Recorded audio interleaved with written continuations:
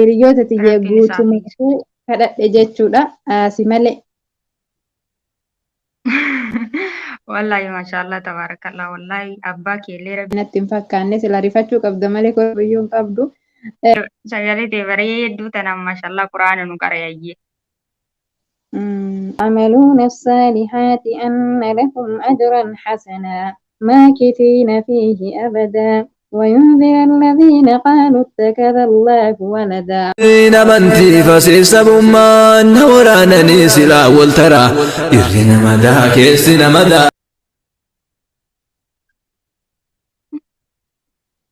Salaamu alaikum warahmatullahi wabarakatuh. Kabajamtoota fi jaallatamtoota hordoftoota Zeynootoof hunda keessanuu baga rabbiin sa'aatii kanaan isin gahe akkasuma kabajamtuu fi jaallatamtuu hiriyaa ta'u qaalii fi gaarii ta'e hedduu jaaladhu ammoo firii faameelii har'a mana kiyyatti affeeramtee jirti.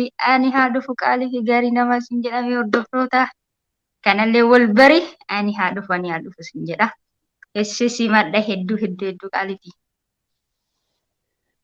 بسم الله الحمد لله السلام عليكم ورحمة الله وبركاته جالتمتوتا في كبجمتوتا هردفتوتا زيني توب akkasuma warri sagalee kenna kana dhageettan baga rabbi jiraachisee har'aan isin ga'e isiniin jedha akkasuma warroonni amantii biroo ashamaa harka fuunee baga jiraatan isiniin jecha zayni jalqaba irratti mana kan kee kana irratti na affeeruu kan keetiif manni kan kee mana kiyya lammaffaadha jedhaani hedduu takka galatoomiin siin jedha affeerraa asirratti naa goote ulfaadhu.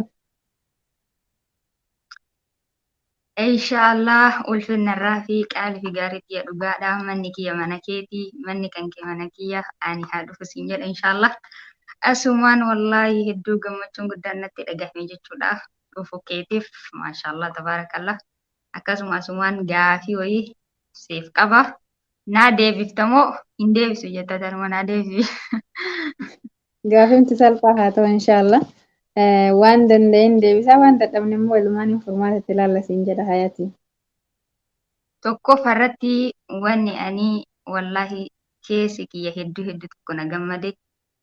Kaatillee gammachuun guddaan sitti dhagahamee inshaallah baga rabbiin makkatal mukarramaa umraa si fidee baga nagayaan dhufte baga rabbi si gammachiisee mana kabajamaa fi jaallatamaa kana baga rabbiin fidee si xawwaafsise siin jedha qaalii nama rabbiin hajjillee si haa dhaabu yaada muraada kee rabbi si haa guutuu hedduu tokko gammachuun guddaan natti dhagahame wallaahi maashaallah tabaarakallah baga dhufte siin jedha inshaallah garuu gaddi ani xiqqoo qabu as dhuftee wal arguu dhabuu kiyyaaf garuu hedduu natti dhagahame garuu immoo ati umraa godhuu gammachuu guddaa qaba inshaallah mee maaltu itti dhagahame? Guddaa takka naa galatoomi namni silaafuu waanuma ofii jaallatu san yoo namni bakka isaan gayatillee waanuma beeytal haramiin jaallatuuf ofii kan keetiitti gammaddaan illee immoo dhaquun kiyya si gammachiisee alhamdulillah galatoomi siin jedha wallahi anillee hedduu takkan gammadee wal argallee rabbumatu hin fedhini kanaaf homaa miti jechuu barbaadeeti wallahi waan nama gaddisiisu maaliifuu gaafa rabbi jedhee fi akka rabbi fedhetti bakka rabbi fedhetti wal arguun kenna yoo rabbi fedhe inshaallah waan hin hafneef wanta gadda qabu natti hin fakkaatu inshaallah. Sirriidha wallahi inshaallah. Akkasuma maashaallah tabaarakallah mee maaltu sitti dhagahame ree umraa kana godhuudhaaf mee maaltu sitti dhagahame achitti argitee kaa maal faa kadhattee mee waan akkamii faa kadhattee anaahoo hiriyyaatti qaalii tanaahoo kadhattee. Wanti natti dhagahame dhugamaa inni si fakkaata akka mudannoo tokkootti ta'ini an kanaan dura umraa dhaqee jira garuu immoo dakana hin buune jechuudha kaabatti hin dhiyaanne gubbamarra kala sawaafnee galle jechuudha akkasuma jedhama miti laale tadhayne ani way beekaaree keessa hin beeku asiin gubbaa bayanii fi asiin jala bayanii jechuun yeroo duraa wayita dhuftan beeyta inni darajaa sadiitti jira. Gubbaa xawwaaftammoo jala gabbuutanii beeytii jala xawwaaftan gisee dura. Jala inuma gubbaa sanii gallaaloo turre laala akkasitti dakasitti sadaffama sanatti fakkaata yubbadi lammaffama iyyuu taate sun. Garuu darajaa gubbaarra xawwaaftan sax. Namatu zahmaadha natti fakkaate yeroo san. Zahma akka malee zahmaadha yeroo sanitti achiin zayniyyee hin dhayne tadhayne Yoo achitti seeneetiin inni kalas keessa seenee achi bahu akkanumatti kaabaa ijumaan argisiin jedha barbiruma ga'e irrifadhe qafama billa irrifadhe Allahu kuni akbar, kaabaa Allahu jedheen jennaan kuni kaabaadha innaan lakki kaaba miti kaabaa lamatu jira re'ee kaabaadha naan jette. Allahu akbar, wallahi mashallah Wallah tabarakallah. yaakii kolfillee na qabee mimmaan illee na qabee akka keessaa filadhu olii wallaale dhugaa rabbiititti gammadillee na hille jechuudha. Wanti immoo natti dhagame wanti na mudate garuu ati osoo mudannoo naan jette akkasii an tana jarjareetu maan hin beekaa namni gaafa nama jaallatu bira ga'e ta'ee himu ta'ii hin beeku. Ayye. Sirriidha wallahi Tana namni sitti himee muda. wanti natti dhagame. Aywa dubbadhu. Kalas wanti ani jidduu sanitti ta'e kana mootiyyuu du'aayi wallaahi hedduu takkan kadhadhe alhamdulillah. Jalqabatti ummatiyya akka itti aansee immoo abbaa kiyya akka rabbi araaramuuf Rabbi itti aansee rahmata isaanii haa godhu mootiyyuu inshallah.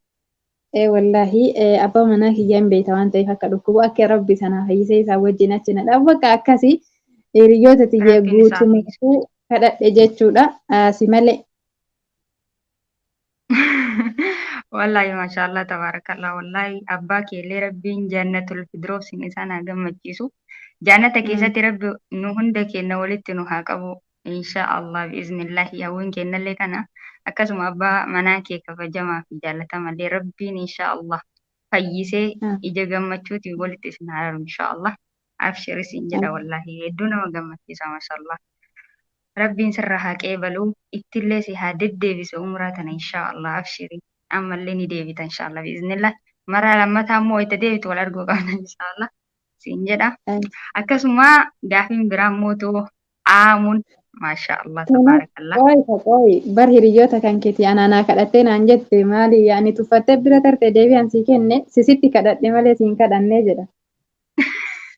La hawla wala quwwata illa billah. Maaliif garuu? Jechuun dhugaa yaani hiriyoota kiyya hundaafuu kadhadhee si qofa jechuudha namni itti kadhadhe. Homaa yoo natti illee kadhattee homaa miti godhi. Waan nama kolfisiisu midhaan garuu waan kolfaa waan jedhee natti hin fakkaanne sila rifachuu qabda malee kolfiyyuu hin qabdu. Wanti sitti kadhadhee fi guyyaa sanitti Wanni kolfee barqa.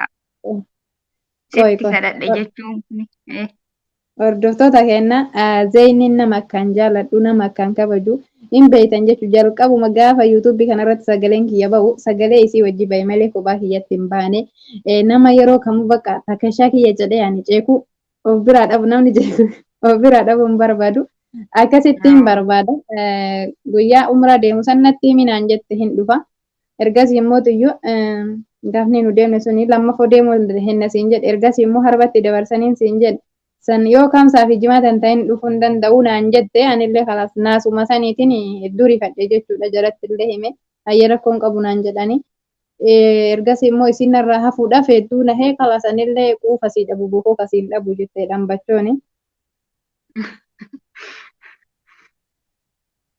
Wallahi abshir inshallah wal argama rabbiitti hin jirre immoo akka wal arginu immoo abdii guutuu qaba ka biyyatti argitee ka halkanii guyyaa inshallah wal arganteena asitti illee waliin argin jechuudha inshallah. Amma wal argaa jirraa miti silaamu amma wal argaa jirraa mima.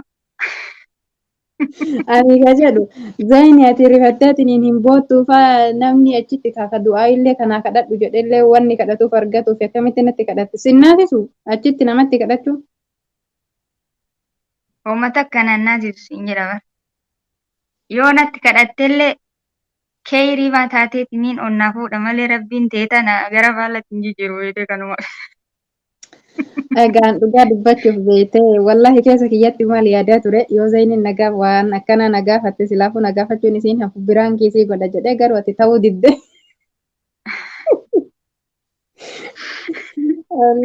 Akka yaada ture jechuudha.